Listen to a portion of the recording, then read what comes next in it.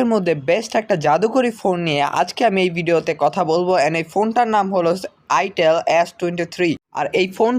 আর এই ফোনটার প্রাইস থেকে শুরু করে ফোনটা কিনা আপনার জন্য ভালো হবে না খারাপ হবে এর স্পেসিফিকেশন নিয়ে এই ভিডিওটা আমি বলবো। এই Itel S23 তে আপনি পেয়ে যাচ্ছেন গুড লুকিং কালারফুল ফোন, একটা গুড ডিসপ্লে, একটা গেমিং ফোন, গেমিং চিপসেট আলা, আরেকটা আর পেয়ে যাচ্ছেন একটা গুড কোয়ালিটির ক্যামেরা।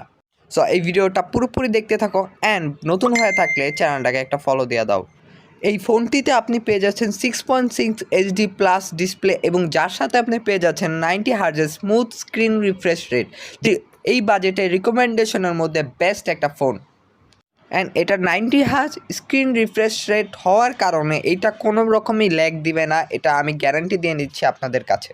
এবার আসি এই ফোনটার হার্ডওয়্যারের ভিতরে। এই ফোনটার ভিতরে আপনি পেয়ে যাচ্ছেন ইউনি অ্যাসোসিটি 600 12 ন্যানোমিটারের একটা চিপসেট, যেটার মাধ্যমে আপনি ইজিলি মাল্টিটাস্কিং করতে পারবেন, নর্মাল গেমগুলো খেলতে পারবেন, পাশাপাশি ফ্রি ফায়ার আপনি স্ট্যান্ডার্ড লেভেলে আপনি খেলতে পারবেন একদম ইজিলি। আর এই বাজেটের মধ্যে আপনি ভালো একটা চিপসেটের পাশাপাশি ভালো একটি র্যাম পেয়ে যাচ্ছেন, যার মাধ্যমে আপনি খুবই স্মুথলি আপনি ডেলি টাস্কিং করতে পারবেন, আপনি অ্যাপ টাস্কিং করতে পারবেন, আপনি ফেসবুক, ইনস্টাগ্রাম, ইউটিউব ইজিলি ব্যবহার করতে পারবেন। অ্যান্ড 90 হার্জ থাকার কারণে আপনি নিশ্চিন্তে স্মুথলি ইউজ করতে পারবেন একদম, যেটা আপনার কোনো প্রবলেম দিবে না।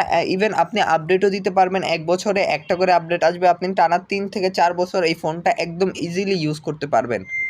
এবার আসি ক্যামেরা সেক্টরে। ক্যামেরা সেক্টরের মধ্যে আপনি ফোনের ব্যাক সাইডে আপনি পেয়ে যাচ্ছেন 2টা ক্যামেরা এবং একটি ফ্ল্যাশ লাইট।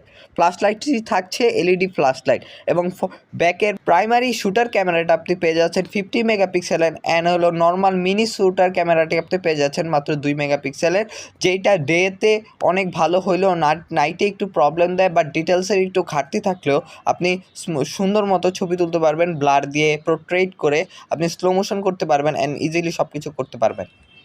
পাশাপাশি এই ফোনটির ব্যাটারি নিয়ে আমি কথা বলে ফেলি। ব্যাটারিতে আপনি পেয়ে যাচ্ছেন 5000 এমপিআরের একটা ব্যাটারি, যেটা হিউজ, আপনি 6 ঘন্টা মিনিমাম চালাইতে পারবেন আপনি যদি গেম খেলেন। অ্যান্ড এটার সাথে পেয়ে যাচ্ছেন 10 ওয়াটের চার্জার, যেটা কোয়াইট আনএক্সপেক্টেড, কারণ 10 ওয়াটের চার্জার দিয়ে চার্জ হতে 5000 প্রায় 3 ঘন্টা লেগে যায়। সো 18 ওয়াট দিলে বেটার হতো, বাট প্রাইস অনুযায়ী এটা পারফেক্ট আমার মনে হয়। এবার আসি ফোনটির মেইন যে জিনিস, সেটা হলো ফোনটির র্যাম নিয়ে। ফোনটিতে আপনি পেয়ে যাচ্ছেন 4 GB RAM and plus dedicated 4 GB RAM, তার মানে আপনি 8 জিবি র্যাম পেয়ে যাচ্ছেন অ্যান্ড 128 জিবি রোম পেয়ে যাচ্ছেন। এবং সেকেন্ড ভার্সন যেটা আছে সেটাতে আপনি পেয়ে যাচ্ছেন 8 GB RAM plus 8 GB dedicated RAM, দুইটা মিলে আপনি 16 জিবি র্যাম এবং 128 জিবি আপনি রোম পেয়ে যাচ্ছেন একদম স্মুথলি, আপনি আন্ডার 10,000 টাকা